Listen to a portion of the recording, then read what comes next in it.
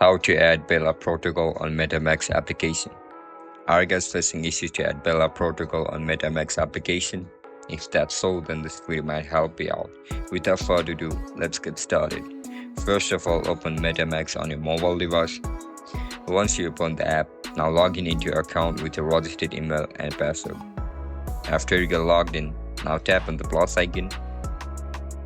After you click on plus icon, now tap on search bar and search for Bela Protocol.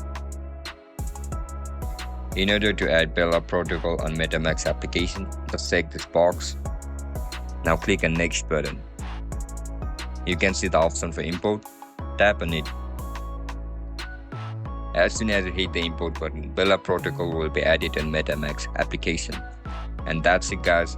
That's how you're gonna add Bela Protocol on Metamask application. If you guys found this video helpful, don't forget to like, share, and subscribe to our channel. And if you guys have any issues regarding Metamask application, make sure to comment down below so that I can help you out. I'll catch you up in the next one. Bye bye.